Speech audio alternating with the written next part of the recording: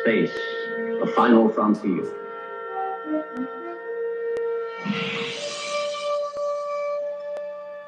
These are the voyages of the Starship Esperamos un Enterprise. minutito a que se conecte Its los 5-year invitados. mission to explore strange new worlds, to seek out new life and new civilizations, to boldly go where no man has gone before.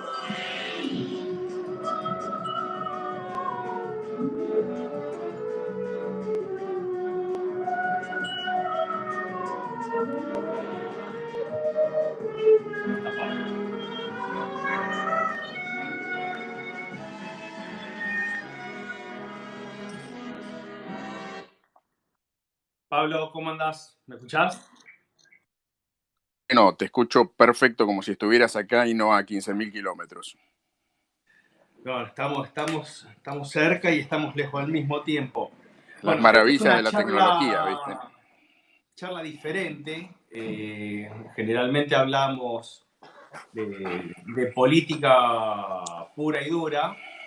Y bueno, un poco el objetivo de todo esto es ver cómo empezamos a meter a nuestro país en las cosas que hace el mundo, que hace el primer mundo, y que nosotros nos vemos alejados porque estamos siempre hablando de la chiquita, ¿no? De cosas muy banales, de lo pequeño. Hola, ¿cómo andás, Leo? Así que, bueno, la idea es un poco introducirlos primero a tu mundo y después cómo está nuestro país para ir hacia ese nuevo mundo que lo estamos viendo por televisión mientras nos están diciendo, bueno, enciérrense, la economía y demás. Simultáneamente vemos que en otro lado la carrera espacial tomó una nueva dimensión, ¿no? Ni siquiera es una cuestión nacional, ya creo que involucra a la humanidad, porque ya transferir algo que era estrictamente del Estado al sector privado le da una dimensión que era, por lo menos, era desconocido hasta ahora. Sí, mira, yo creo que en este momento del desarrollo espacial, y primero aclaro un poco, o sea, qué es lo que hago y qué me dedico. Contale a la gente quién sos, qué haces, cómo llegaste, y ahí te voy mechando algunas preguntas que tengo que imagino que todos te van a querer preguntar. Dale. Bueno, yo me llamo Pablo de León, soy un investigador espacial, ingeniero y tengo un posgrado en estudios espaciales y un doctorado en historia de la ciencia, o sea que ando de arquero volante entre la ingeniería y las ciencias sociales, pero siempre me interesó y me dediqué a la ingeniería.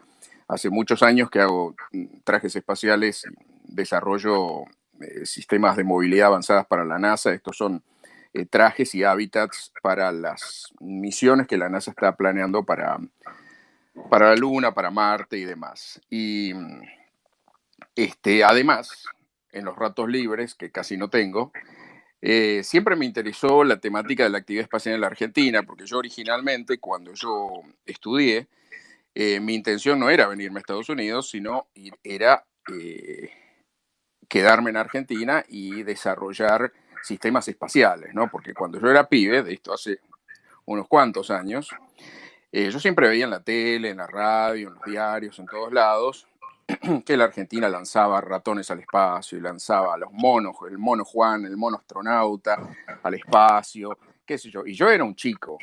Y yo decía, si ahora que yo soy un pibe, estamos lanzando monos y estamos lanzando ratas y estamos lanzando experimentos, cuando yo sea grande, vamos a estar lanzando gente, porque ese es el camino lógico de evolución que un chico tiene dentro de la cabeza, ¿no?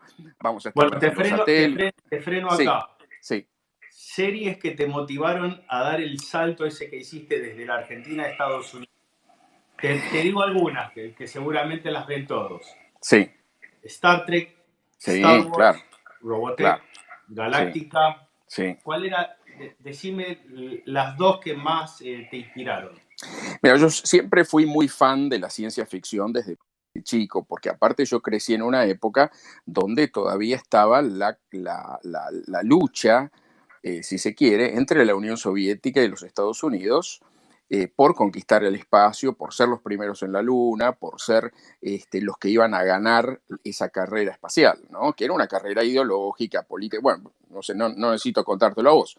El espacio era uno de sus escenarios más visibles y más públicos, ¿no? Entonces, cuando yo crecí había un montón de cosas del tema espacial, películas, series, dibujos animados, El Lagarto Juancho, que era un dibujo animado de Hanna-Barbera. El tipo vivía en Cabo Cañaveral y le caían las cápsulas en el pantano cerca de donde vivía.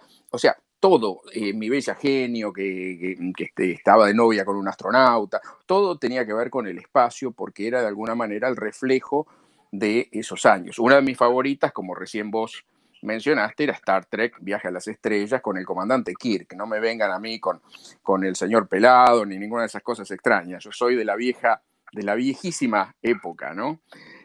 Así Bueno, que hay todas... un pequeño detalle, ¿no? Creo Sí, que lo notó todo el mundo, que desde que se creó la Space Force, sí, es decir, esta área en los Estados Unidos digamos, como la fuerza espacial, digamos, esa sí, es la forma de describirlo, el logo es sí, muy, sí, muy parecido al de Star Trek. sí, sí, sí, Evidentemente sí, sí. hubo alguna inspiración de ese lado. Sí, sí, muchos salieron a decir que en realidad el logo de la Fuerza Aérea también era muy parecido y del Space Command, que es anterior a Star Trek, con lo cual ahí hubo gente debatiendo qué era primero, si el huevo o la gallina, ¿no? Pero sí, sin duda, vos fíjate que la ciencia ficción se nutre constantemente de la ciencia y la tecnología y también viceversa, porque podés encontrar una cantidad de instancias y de hecho el vuelo de SpaceX de la semana pasada es una prueba de una inspiración en la ciencia ficción, porque vos ves esos trajes espaciales, vos ves los interiores acabados de la nave SpaceX, y eso son cosas nunca vistas antes que te retrotraen a 2001 Odisea del Espacio o cualquiera de las otras películas o series de la era de oro de la Se ciencia nota ficción. también el mercado, ¿no? La manito del mercado ahí. Sí, sí, sin duda, porque aparte vos fijate que hay un hilo conductor con Tesla. El auto Tesla es el que lleva a los astronautas a la rampa. No lo hicieron el camioncito cuadrado blanco que usualmente la NASA lleva a los astronautas, lo hicieron en un Tesla. Elon Musk mandó un Tesla rojo a la órbita del cinturón de asteroides, subido en un cohete hace un par de años. Con lo cual hay todo un diálogo, digamos, entre la empresa privada, ahora que la empresa privada se está empezando a hacer cargo de parte de la investigación espacial tripulada, ¿no? Bueno, yo te voy a dar un número, que ahora empieza el rock and roll, para que los que nos están viendo, para que tomen dimensión, ¿no? de lo mal que usamos el dinero en nuestro país y cuántas cosas se pueden hacer. Yo te voy a dar un número, 4.867 millones de dólares.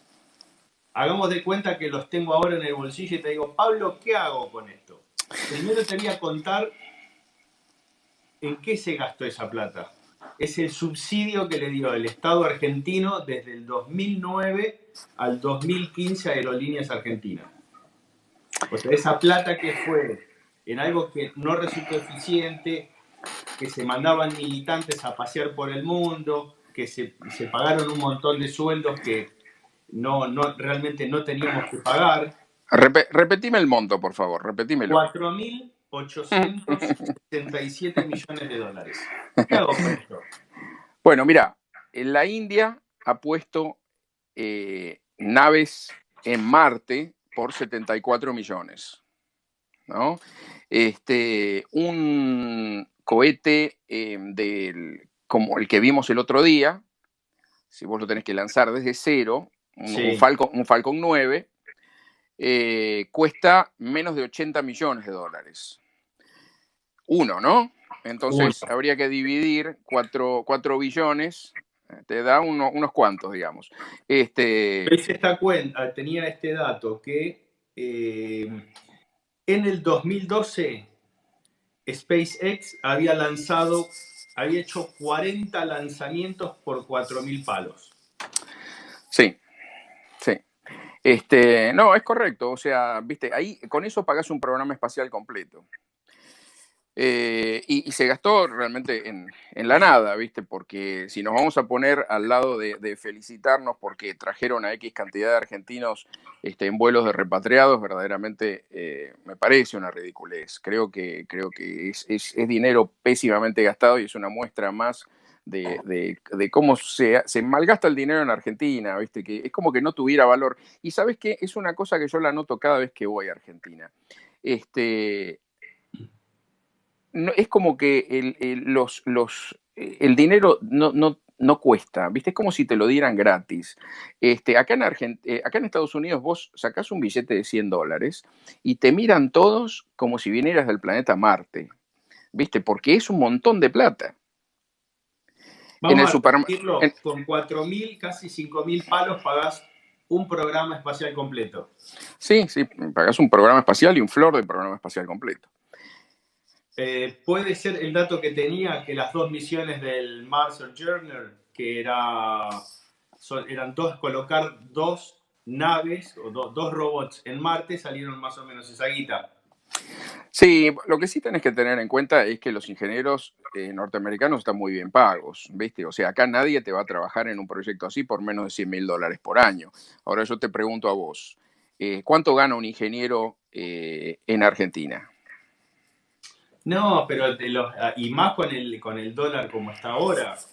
Un Por dólar eso, ¿viste? Entonces, o sea, como no puede, la claro. Unión Soviética en el año 89, o sea, no. Sí, ahora vos fíjate lo siguiente, hoy por hoy, por ejemplo, Rusia le cobraba a la NASA $80 millones por asiento en las naves espaciales Soyuz. El tema es que durante los últimos 10 años, casi 9 años y algo, la NASA no tenía nave espacial de reemplazo para Los reemplazar los transbordadores. vuelos del transbordador, claro, del transbordador espacial. Con lo cual se servía de naves rusas. Los rusos, como tenían el monopolio, fueron aumentando de precio progresivamente hasta que llegaron a la cifra de $80 millones. Es por esto que la NASA, en un punto determinado, llama a un concurso entre empresas en los Estados Unidos para que provean servicios de lanzamiento comerciales para que los astronautas de la NASA vuelen en naves comerciales de los Estados Unidos y así terminar con la dependencia de Rusia, con la que había un montón de otros problemas de otro tipo, etcétera. Bueno, lo cual se logra el sábado pasado con el lanzamiento de estos astronautas. Ahora, cada asiento, los rusos se lo estaban cobrando $80 millones a la NASA. Asiento se refiere a llevar al astronauta y traerlo a la Tierra, ¿no? SpaceX le va a cobrar a la NASA 50 millones y está ganando el 70% de esos 50 millones. O sea, el 70% es ganancia.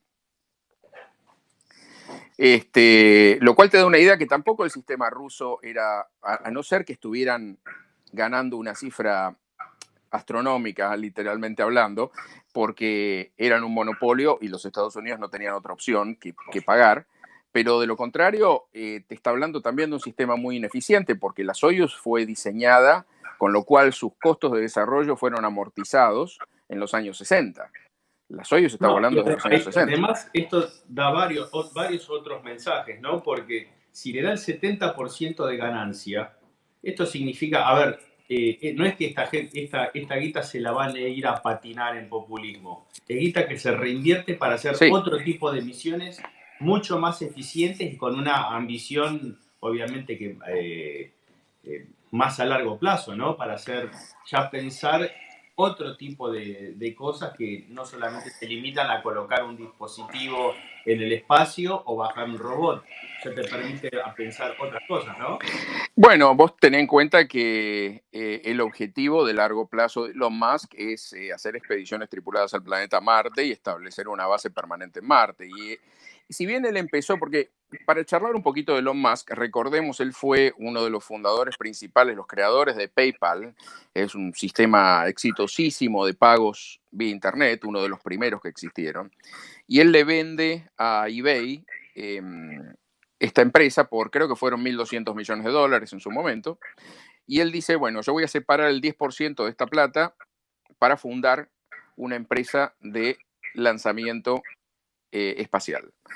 Y al principio nadie lo tomaba demasiado en cuenta porque no era un tipo de la especialidad, no sabía mucho de temas espaciales, y de repente dice que, bueno, va a revolucionar los vuelos espaciales tripulados. Entonces, todos tardamos un poco en tomarlo seriamente. Yo fui a la planta de SpaceX cuando tenía apenas unos meses de fundada, en un hangar en las afueras de Los Ángeles, y me acuerdo que yo miré alrededor y todos los que trabajaban parecían todos chicos de secundario, viste y yo miré y dije, este tipo si sigue así se va a quemar todo su capital y no va a lograr nada. Y fíjate cómo me equivoqué, ¿no? Porque 15 años más tarde logró esto que verdaderamente es algo Te puso a absoluto. orbitar un Tesla.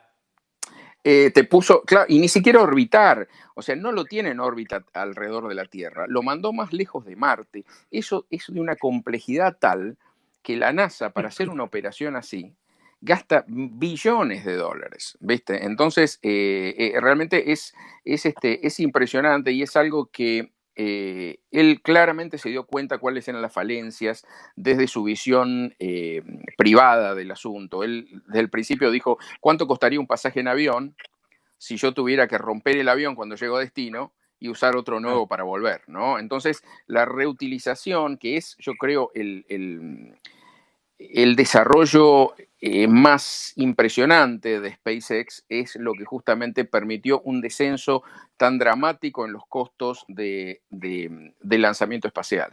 Y cambió una idea, ¿no? Que desde los primeros lanzamientos, que años 50, 60, tuvimos que llegar hasta la primera década del 2000 para que alguien desde el sector privado diga, no, paren muchachos, dejen de tirar a la basura los cohetes y empecemos a Sí, evaluar de cómo hacemos para recuperar esto y volver a sí. utilizarlo. Igual yo te digo, mira, en esa decisión en particular, yo creo que hay que darle crédito a la NASA, porque la NASA durante los años 60, 70, 80, 90, había estado utilizando un tipo de contratos que se llaman Cost Plus Profit. Estos contratos lo que se basaban es que las empresas aeroespaciales no sabían cuánto iba a costar un desarrollo de un sistema que nunca había sido probado antes. Entonces le decían a la NASA, nosotros te vamos a cobrar lo que cueste el desarrollo, lo que cueste, lo que sea. Y nuestra ganancia va a ser un porcentaje fijo de lo que nos cueste el desarrollo. Entonces, ¿cuál era el truco en este asunto? Que las empresas no hacían ningún esfuerzo por bajar los costos, porque en realidad cuanto más caro le costara un desarrollo, más plata le iba a quedar de ganancia. Y este fue como el status quo del desarrollo espacial hasta que ya hacia el año 2000 aproximadamente se cansaron, no, fue 2003 más o menos, y dijeron vamos a experimentar otra cosa y propusieron a una serie de empresas aeroespaciales utilizar un sistema que es de fixed fee o un precio fijo por un servicio determinado. Y el que se quería subir al caballo se subía. La NASA dio una serie de pagos de metas que tenían que cumplir las empresas para seguirlas apoyando. Entonces, ahí más o menos entra SpaceX a competir con grandes empresas aeroespaciales, Boeing, Lockheed Martin, Northrop Grumman, etc. Y SpaceX llevaba todas de perder, porque no sabía nada, era un primerizo en el asunto, imagínate. Y sin embargo, ahora se está quedando con todo el mercado. Ahora, ¿cómo entra, por ejemplo, viendo los costos de los que me hablas, ¿no? Porque acá te están diciendo 50 millones de dólares para comprar un asiento. El tema del turismo espacial. Sí, igual de todas maneras, estos son los primeros costos que la NASA está pagando y de ninguna manera esto se va a trasladar a valores de turistas. Vos imaginate que, por ejemplo, otras empresas como Virgin Galactic están ofreciendo vuelos suborbitales a $200.000. Blue Origin, que es de la empresa de Jeff Bezos, el dueño de Amazon, está ofreciendo también a $250.000 vuelos suborbitales a empezar muy pronto. Con lo cual, estamos ante nuestros ojos estamos viendo cómo la historia de los vuelos espaciales privados, turísticos, comerciales, como lo quieras llamar, se está generando, ¿no? Para mí, yo Sí, de estoy hecho tenés, sentado. creo que pagando entre 15 y 20.000 dólares volás en un MiG Claro, claro. 31 o Sí, sí, 29 y ves sí. la curvatura de la Claro, Tierra. sí, sí, claro, claro, claro. O sea que vos fijate que estamos llegando de alguna manera a esa era que a mí me parece que es un cambio de paradigma de la forma que los viajes espaciales se hicieron hasta ahora, que fue una forma muy tímida, si querés, porque el transbordador espacial no estuvo 30 años viajando como una calecita alrededor de la órbita baja terrestre. Y la NASA ahora dice, bueno, le vamos a dejar la órbita baja terrestre a las empresas y nosotros nos vamos a concentrar en la Luna, en Marte y en más allá. Entonces, vamos a ver en los próximos años, y te estoy hablando de 10, 20 años, una cantidad de cambios, una aceleración en el progreso de la ciencia y tecnología espacial, inclusive los beneficios económicos del espacio, que van a ser absolutamente impresionantes y le van a pasar el trapo a muchas décadas donde hubo un desarrollo mucho más estacionario, digamos, ¿no? Mira, te hago otra pregunta que tiene que ver, porque uno dice, bueno, sí, no te digo 5.000 palos, te voy a hablar de un monto menor. La Fuerza Aérea en el 2016 había pedido un presupuesto de 900 millones para renovar o comprar, porque ya en realidad hay muchos aviones que ya no se usan, comprar 2 escuadrones de aviones 0 kilómetros para cuidar el espacio aéreo. Sí. ¿Qué hacemos ponerle con 900 palos? ¿Cómo se integra Argentina? Porque digo, esto del espacio no es solamente hacer turismo o tratar de colocar a alguien en la Luna o en Marte. Es No, no, no, claro. todo el negocio que hay atrás que tiene que ver con la comunicación, Bueno, por pero vos ejemplo. fíjate el tema de Starlink. Starlink es una empresa de SpaceX, de Elon Musk, y ya tiene cientos y cientos de satélites propios en el espacio, porque cada vez que los tira 40 satélites, y a fin de este año va a empezar a dar el servicio de Internet global a todo el planeta, desde la Antártida hasta el Ártico, en el cual cualquier persona va a poder conectarse, aunque viva en un pueblito en el Valle de la Luna, donde sea, donde estés.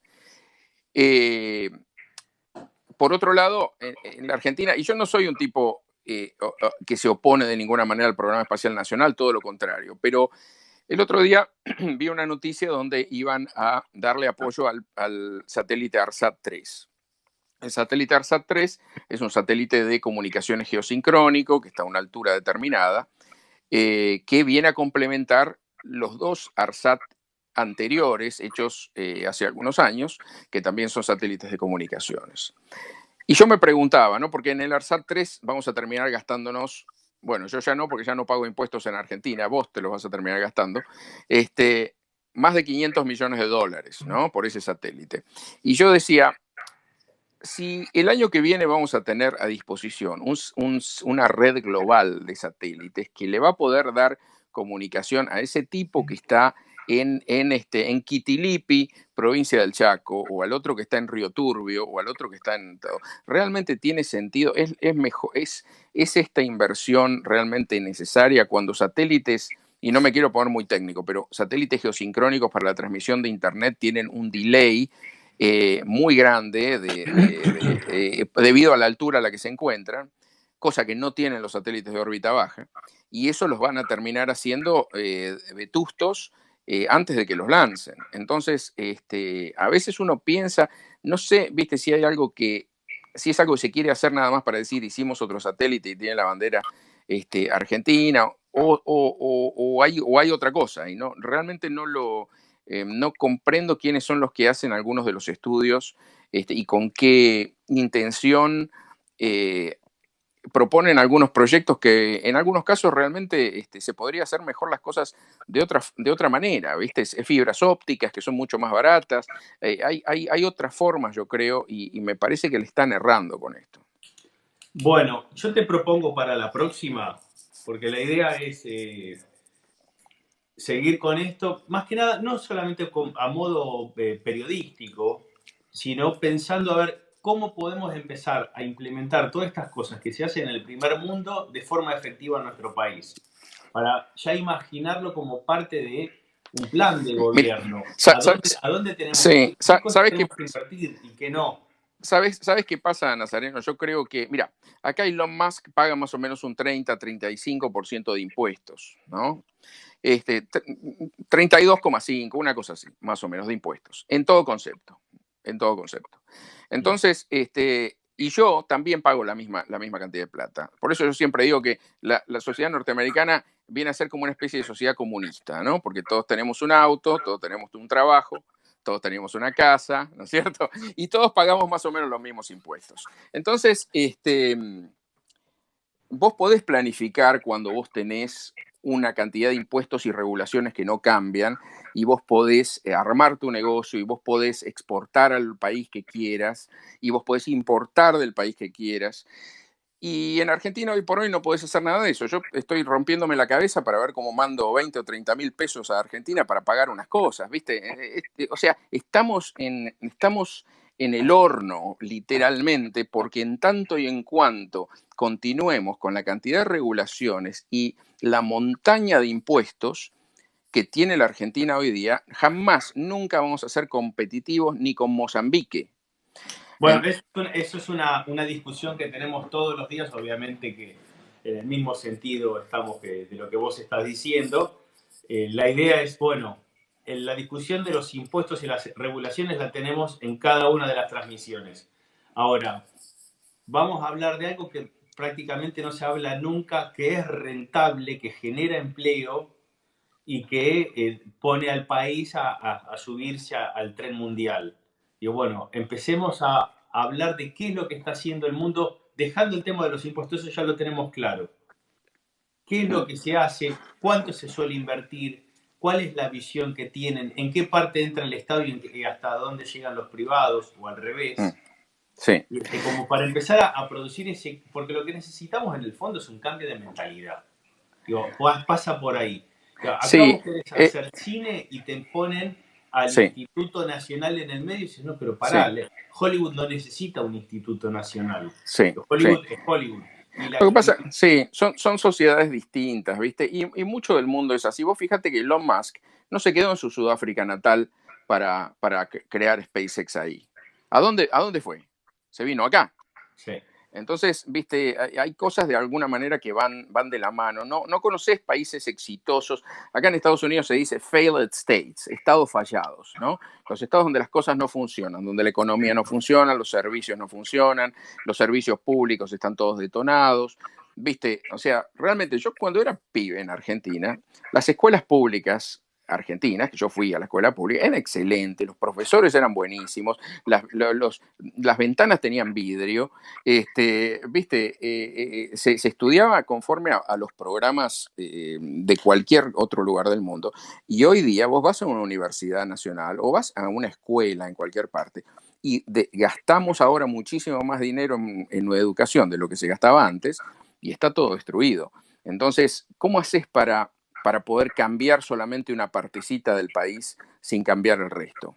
Te hago una última Sí, pregunta y después ya la seguimos otro día porque está listo. buenísimo. Sí, sí. Ahí me estaban preguntando, este dineral que se gastó en ARSAT, ¿vos en qué lo hubieras puesto? Estamos hablando de 500 palos. Mira, lo que ya yo estoy de acuerdo que Argentina necesitaba satélites geosincrónicos, pero para transmisión televisiva, otro tipo de cosas. En el tema específicamente de Internet me parece que es un fallo. La Argentina sí necesita tener posiciones geosincrónicas porque tienen que ver con la soberanía de un país, es un recurso no renovable, tenés que tenerlo. Ahora, tener un tercer satélite cuando no tenemos lleno el segundo y utilizarlo para Internet con los problemas técnicos que eso te acarrea, me parece que es un error y habría que pensarlo, pero yo me parece que mejoraría el sistema de red de fibra óptica del país y con eso ya la cortamos acá y otro día la seguimos hablando de estas cosas, si te parece. Dale, buenísimo, Pablo, la verdad, Bueno, excelente charla y sí, sigámosla porque la verdad que la idea es dale, seguir abriendo cabezas, es empezar a darle buenísimo. otra perspectiva de las cosas. Bueno, te mando un abrazo, ¿eh? Gracias. Chao, Un hasta abrazo. luego. Chao, chao. Virginia, ¿me escuchás? Hola, Nazareno, sí, Virginia, te escucho. ¿cómo Hola, andamos? ¿Me escuchás ¿me bien? Yo te escuchás? escucho bien, ¿verdad? Ah, bueno, sí, te escucho bien. ¿Qué tal? Estás con un poco de delay, me parece. A ver, ahora. Perfecto. Bueno, a Listo. ver, ¿cómo seguimos con esta segunda etapa de la charla? El otro día hice un editorial y arranqué con el tema de Ujú, SpaceX porque tenía que ver con esto de que mientras el mundo está haciendo un nuevo salto cualitativo, nosotros seguimos en la boludez. Y en el medio, ujú. a ver, como es costumbre acá, hacemos las cosas mal, pensamos pequeño y encima nos queremos comparar con lo que pasa en el resto del mundo. Y obviamente que Bien. era inevitable hablar de la situación interna política de los Estados Unidos.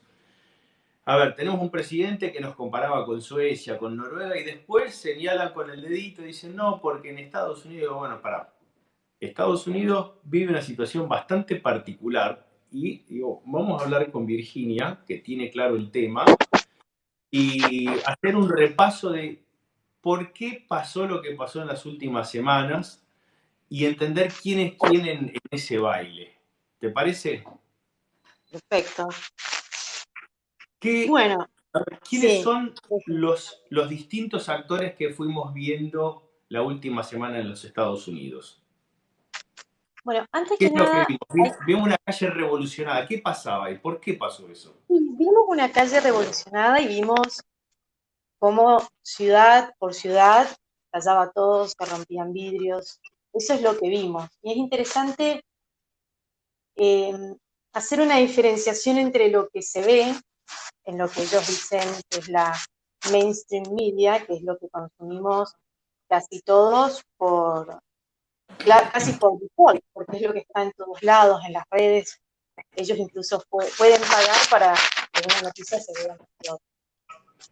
Pero hoy en día también uno puede acceder a videos y testimonios de gente que estuvo ahí o que fue víctima o que fue victimaria o que estuvo solamente de testigo, ¿no? Entonces, bueno, lo que pasó es lo que, a ver, vamos a repasar. George Floyd, un hombre negro que fue detenido, arrestado, porque supuestamente estaba dando un billete de dólar de $20, que era falso. Hay tres imágenes que se ve cuando se lo arrestan. Luego, en el auto de los policías, en la parte trasera, que es no se ve nada, solamente se ve que pasa algo ahí, pero no se ve qué. A él no se lo ve, a Floyd no se lo ve. Y después la parte que sigue es ya Floyd en el piso con la rodilla del policía en el cuello de él, que estuvo 9 minutos así, hasta que deja de hablar, que él decía I can't breathe, que hoy, o sea, no puedo respirar, que eso hoy se transformó en el eslogan. ¿No? Eso pasó. El día Ok, del ahí yo te memorial, freno y sí. te hago la siguiente pregunta. Vamos paso por paso. Uh-huh. Estamos frente a un tema aislado de violencia de la policía hacia la gente. Estamos en un problema racial de negros contra blancos, blancos contra negros. O estamos sencillamente frente a un problema, tercero, un problema de violencia en general, o cuarto, estamos frente a un tema que fue magnificado. Bueno, este caso puntual, lo que hay que tener en cuenta es que todavía no se conoce exactamente, más allá de lo que se termina viendo, no se conoce qué se ve antes. Eso no quita que lo que estaba haciendo el policía ahí, poniéndole su rodilla en el cuello por 9 minutos, esté bien. Eso fue una barbaridad. Pero ya hubo casos anteriores, hay un caso muy conocido, que es el caso Rodney King, por el que incendiaron la ciudad de Los Ángeles en el año 91, 5 días, la destrozaron, por un caso similar, donde se ve solo una parte del video, y cuando eso va a la corte, cuando va a las cortes, a la justicia, se ve todo, y finalmente incluso los activistas por los derechos sociales, activistas negros y demás, dijeron, bueno, realmente los 4 policías tienen que quedar libres. Fue una vergüenza de la prensa. Bueno, en este caso hay una parte que no se ve, que es la parte anterior de la rodilla en el cuello, ¿no? De todos modos, eso no sigue, esa rodilla en el cuello no sigue los estándares con los cuales son entrenados los policías. Entonces ya el policía está con cargos por asesinato y quienes estaban con él también. Bueno, Ok. dicho eso, Esto eso desató es una... un caso que se usó para decir que fue un caso por racismo. Los datos en realidad no dicen eso. Los datos dicen que la policía en realidad no mata a los hombres negros que mueren por asesinatos. El 90%, esto se lo puede verificar en notas de Wall Street Journal que están muy bien linkeadas a todos los datos oficiales y estudios también no oficiales, que eso es muy común en Estados Unidos, hay que tener en cuenta para quienes no creen tanto en lo oficial. El 90% de los asesinatos a personas negras en Estados Unidos se dan desde los mismos negros, o sea, es entre ellos que hacen eso porque hay una política en Estados Unidos que viene con los gobiernos demócratas, que es hacer de las comunidades, como ellos dicen, los minorities, hacerlos como en guetos y darles beneficios, supuestamente beneficios, que terminan empobreciendo a las comunidades y que los terminan enfrentando, porque la juventud, por ejemplo, uno puede ver durante Obama, la juventud, gobierno Obama 8 años, tenía casi un 15% entre los jóvenes negros de desempleo. Hoy hay un 5% de desempleo entre los hombres negros. Lo mismo pasó con Lyndon Johnson, que fue supuestamente el que les hizo la guerra a la pobreza, les subió la pobreza. Bueno, entonces Ok. eso genera, sí. Entonces esto Yo no paso... es realmente un patrón racista. Eso no existe en Estados Unidos en los números concretos. Lo que sí existe son movimientos que se fueron armando y se están promoviendo con mucho financiamiento, con mucho dinero y mucho apoyo de la prensa para hacer creer que hay enfrentamientos entre el Ok. blanco, Te hispano y negro. frenamos ahí, porque ahora paso a las otras preguntas. Entonces, tenemos un caso, este caso generó una movilización. Ahora digo, movilizaciones Trump tenía ya desde el primer momento de que fue electo. Al día siguiente le armaron una marcha. A ver, teníamos jóvenes movilizándose no en todo el país, sino en realidad en donde el electorado demócrata era fuerte, caso New York, caso Los Ángeles, pero esto tenía un condimento distinto, porque esta movilización empezó a tomar un tono de violencia. Entonces ahí sí me interesa saber, tenemos por un lado al presidente de los Estados Unidos o al gobierno, y por otro tenemos un actor que se moviliza masivamente, o de alguna manera, para decirlo, y que le agrega el condimento de la violencia, del saqueo, del incendio y demás. ¿Quiénes son los que están metidos ahí? Se habla de, por ejemplo, de este grupo que se llama Antifa y que el presidente ahora dice, a partir de ahora para mí son terroristas. ¿Qué es lo que hay, si lo podemos desmenuzar de alguna manera, ese componente de gente que salió a marchar y que en algún momento eso tuvo un quiebre y se convirtió en algo violento? Bueno, Antifa fue el generador de los disturbios cuando Trump asume, cuando gana Trump y asumen. Ellos salen y empiezan con estos disturbios, caras tapadas, rompen todo, y tildan automáticamente a Trump como el hombre racista blanco. Antifa nace en los años 90, bajo el gobierno de Clinton, pero nadie conoció a Antifa hasta la era Obama, que viene a ser el principio de Antifa empieza con ocupar Wall Street, Occupy Wall Street, que el presidente Obama se 2010, 2011, no fue cansó de 2010. decir que la razón por la que él estaba ahí era por ellos, que su razón de ser era Occupy Wall Street. Así que viene de ahí. Pero la doctrina de Antifa, para cualquiera que lo quiera buscar, incluso en su simbología y todo, no es una cosa que viene de la nada o sin querer o porque pasó algo y bueno, la gente se reunió y de golpe estalló algo. Antifa viene de la Alemania de los años 30, de los movimientos comunistas alemanes. En alemán es muy difícil pronunciarlo porque es Anti-Fascistic Action, pero incluso si uno busca la fotografía de lo que era el Partido Comunista Alemán y el movimiento Anti-Fascistic Action, es el mismo que usa Antifa en los Estados Unidos.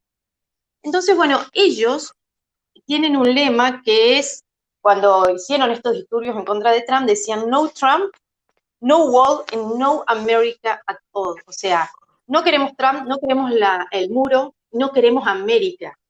Eso es ese es el eslogan de ellos, ¿no? Y bueno, en esta red, que ahora ha sido infiltrada y se pudo ver cómo se organizan, bueno, sí, tienen una idea comunista. Ellos se vieron muy, muy entusiasmados por el resurgimiento de Sanders, por eso no perdonaron a la élite demócrata que lo hayan dejado afuera, que fue más o menos lo que pasó. Y con algunas maniobras fue más o menos lo que pasó. Entonces ellos quieren verlo a Bernie Sanders gobernando Estados Unidos, pero además quieren verlo, antes que nada, lo quieren ver a Trump fuera del poder, porque Trump vino a romper con muchos esquemas. Y yendo a la pregunta anterior que te la quería complementar, fíjate sí, digamos, en lo inmediato de lo político, Sanders no tenía condiciones. Biden es prácticamente un invento de la élite como para poder salir del problema, pero los demócratas hace rato tienen un grave problema para reinventarse y tener un candidato en condiciones de competir. Y Trump, teniendo pleno empleo, era una locomotora hacia la reelección. Claro, además, sí, Trump lo que tiene es, muchos lo ven como un multimillonario de New York. Él es un multimillonario de Brooklyn. El acento de Trump es de Brooklyn. Y nunca intentó cambiarlo por un acento de Harvard, de la costa este o del Ivy League. Y no intentó. Y entonces, él entiende, y a él lo entienden, quienes están alejados de esas élites de las costas americanas. Y hasta el día de hoy lo siguen entendiendo y creo que eso lo benefició. Estas agrupaciones que lo quieren sacar del foco generan una contradicción en el Partido Demócrata, porque el Partido Demócrata es la élite, que por ejemplo Antifa también quiere quitar del medio. Pero a ellos les sirve Antifa para ver si pueden de alguna manera ganar esta elección que se les está complicando mucho. Y la carta racial, que fue muy usada siempre por el Partido Demócrata, pero sobre todo por Obama, es muy interesante lo que pasa acá, porque el racismo se quiere implementar, pero no solamente como un discurso, sino de verdad. Antifa tiene muy pocos integrantes negros, la mayoría son blancos que se disfrazan de arriba, de pies a cabeza. Ahora con este tema del barbijo también se ponen barbijos negros y se meten en barrios, en comunidades negras y rompen todo y se pelean con la gente que sale a defenderse. Entonces, en las imágenes, la gente que sale a defenderse aparenta que son negros que para defender a Floyd salen a romper todo. Y en realidad es al revés. Es un supremacismo de otro tipo, un supremacismo ideológico, en este caso comunista. Ellos dicen, nosotros somos antifascistas. Sí, antifascistas como eran los comunistas en la Alemania de los 30. No son antifascistas como era George Washington o como son, qué sé yo, los padres fundadores de los Estados Unidos o la media del ciudadano americano. No hay que confundir eso. Entonces ellos sí están usando al hombre negro, a la mujer negra, les están destruyendo todo como víctimas, pero para que parezcan los victimarios. Es muy perverso, pero es así, uno si se pone a investigar cómo viene la mano, se da cuenta como los que más se vieron no beneficiados en todo esto, porque uno puede decir no, porque quieren derechos, no, les rompieron todo. Están, por ejemplo, hay un reconto de las ciudades que fueron más maltratadas y tenemos Minneapolis, Atlanta, la ciudad de Martin Luther King, Austin, Denver, Milwaukee, Filadelfia, todos los lugares donde las minorías son mayoría. Ahora hay colectas para renovar los negocios muy chicos, por ejemplo, en ciudades como el Bronx, que dicho sea de paso, los conservadores de Estados Unidos están poniendo mucho dinero en esa renovación de los negocios, pequeños negocios que fueron destruidos, mientras Hollywood está poniendo dinero para sacar a los violentos de la cárcel. Y mientras tanto, la líder de lo que es el movimiento Black Lives Matter, que está enganchado con Antifa, dice, bueno, se puede ir a romper el Target o se puede ir a romper cualquier cosa, total, eso después eso se arregla. Lo que no se arregla es una vida, pero en realidad ya hay 10 muertos, 12 muertos, la mitad de ellos son negros, a los que nadie le da prensa.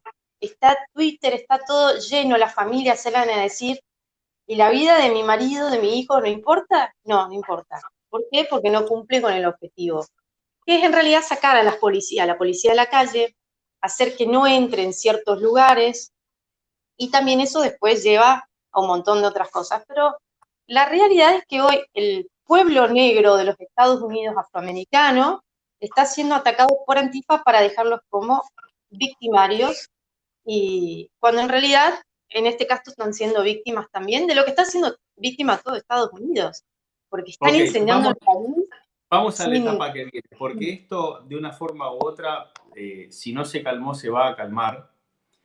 Va a empezar otra etapa, que es la carrera a la presidencia. ¿Cómo lo ves a Trump? ¿Cómo ves a los demócratas con la candidatura de Biden? ¿Y cómo crees que va a repercutir esto, sobre todo para Argentina? Vamos a hacerlo en el plano local, más allá de los desafíos que va a tener el próximo presidente, ¿no? A nivel internacional. Bueno, los números de Trump salieron hoy y entre los republicanos sigue teniendo una aprobación de arriba de un 95%. Gallup, que, bueno, mide casi a diario, pero hoy salió una que Trump está por encima de Biden. Y los demás dicen que Biden podría tener una leve ventaja. Hay que recordar que Hillary Clinton, según las encuestas más respetadas, tenía un 90% de chance de ganar. Así que bueno, eso es lo que dicen las encuestas. Después O sea, hay un ánimo. Trump mantiene su electorado. Trump mantiene su electorado y está por encima, sí. O sea, estamos hablando en el medio de un conflicto, en el medio de haber perdido. Está bien que ahora mayo fue un récord histórico de recuperación de empleos, pero estamos hablando de un contexto muy complejo, con todo esta cuestión social que está sucediendo, el tema del COVID y el manejo que él pudo haber hecho de esto, que bueno, además teniendo toda la prensa en contra y el desgaste que se está queriendo hacer de él desde el principio.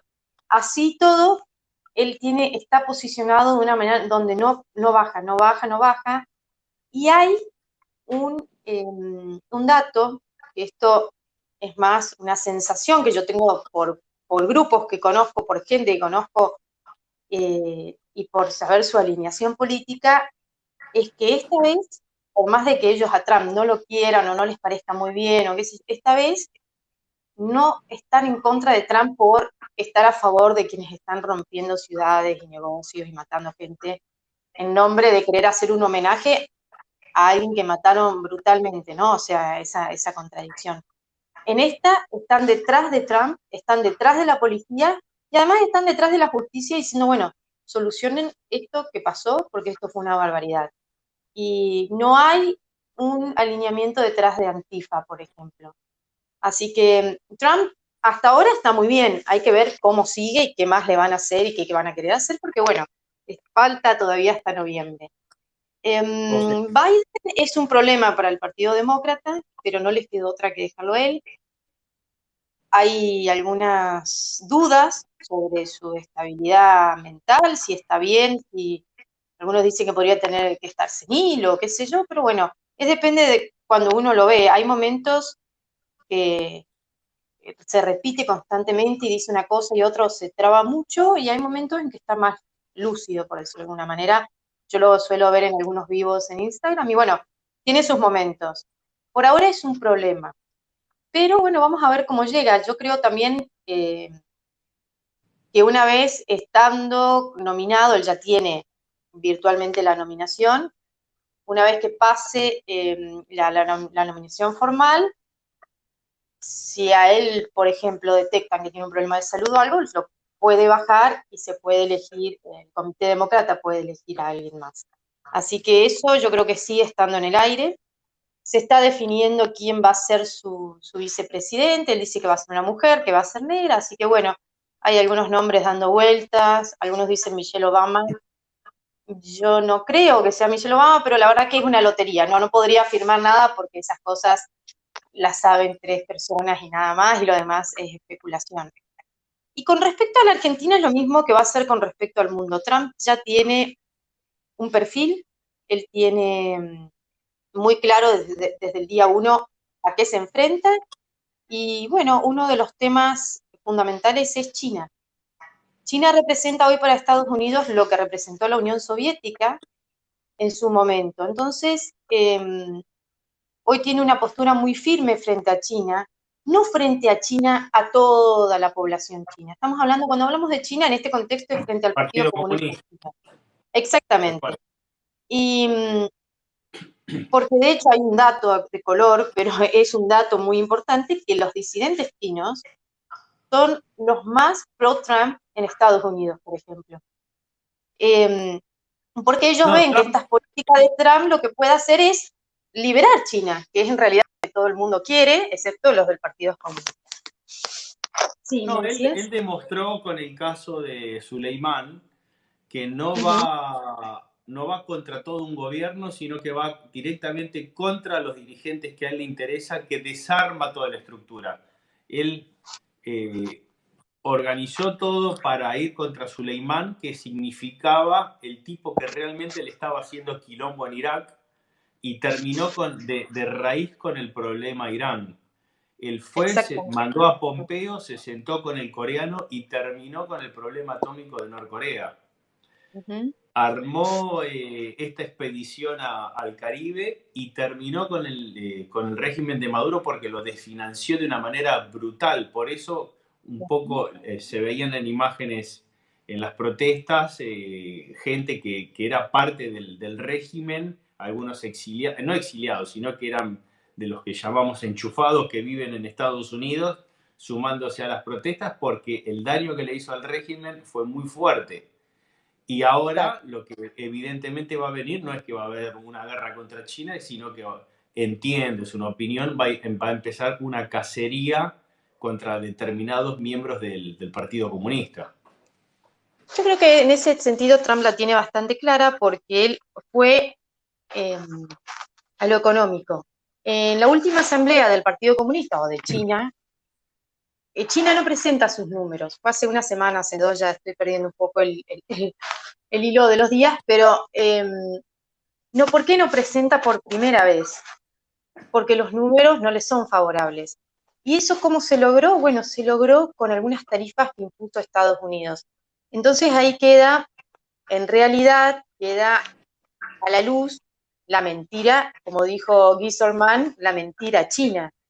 Es una gran mentira, porque en realidad se sostiene sobre, bueno, esclavos y sobre Occidente, que le da beneficios para que la élite china del Partido Comunista se pueda enriquecer, y bueno, le dan de comer un poco más a sus esclavos, por eso consumen más alimento, pero en realidad estamos hablando de algo muy cruel y que no debe ser avalado desde ningún punto de vista ético y moral, sobre todo en la época en que vivimos. Y bueno, entonces lo Él que podemos ver es en algún momento cuando Rusia quiso cacarear, les cortó la tarjeta de crédito a los empresarios más grandes y significó un retroceso de Putin a tal punto que Trump, eh, a ver, viendo que la amenaza era tan leve, retiró el financiamiento a la OTAN, porque ya Rusia había dejado de ser una amenaza. No tuvo que hacer un movimiento militar, le alcanzó con cortarle la tarjeta de crédito a los magnates rusos. Exactamente, la famosa oligarquía rusa. Y bueno, lo mismo hace con todos los países y además hay una política de decir, bueno, ¿somos aliados de la libertad o somos solamente aliados para recibir el dinero de los taxpayers americanos? Entonces, si somos aliados en la libertad, vamos a ser aliados de la libertad y Estados Unidos va a ayudar a esos países a salir adelante, a hacer, al comercio, a todo.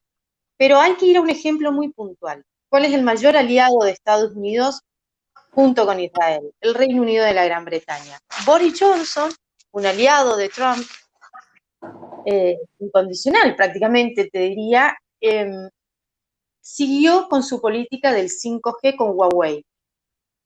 Entonces Trump le dijo, bueno, perfecto, ustedes están en el Brexit, nosotros habíamos hecho un pacto para hacer el mayor tratado de libre comercio de Occidente, pero ahora lo vamos a ver.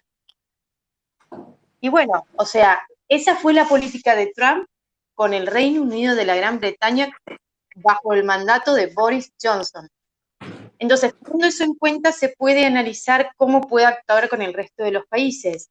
Cuando él habla de Estados Unidos como Estados Unidos primero, realmente ha demostrado que sí, que él no piensa en los demás porque somos amigos, somos más, no.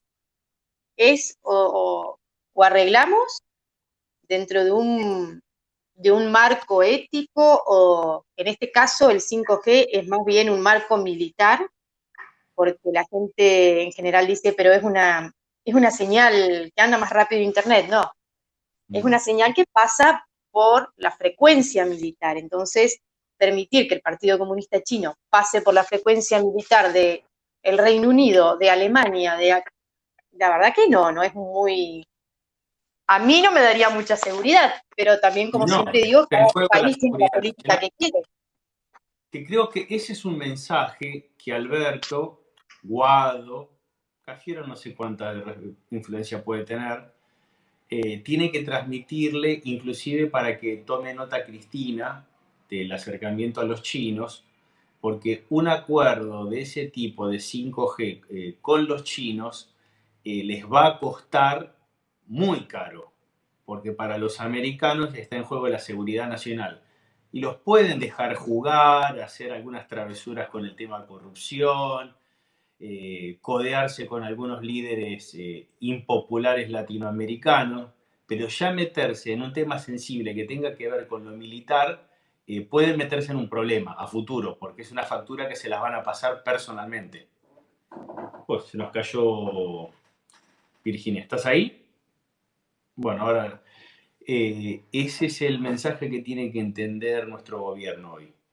Pero nosotros podemos hacer un montón de cosas que no están bien, inclusive hasta meter una base militar en la Patagonia. Pero cuando ya cruzas determinado límite, los americanos se van a defender y van a ir contra esta gente que no está haciendo lo que debe. Digo, en determinadas cuestiones de seguridad no podés sacar los pies del plato. Bueno, no sé si debes, Virginia está en el interior, así que se le debe haber caído la señal. Bueno, nada, espero que les haya gustado la charla de hoy y bueno, la semana que viene, el próximo sábado, nos volvemos a ver. Chao.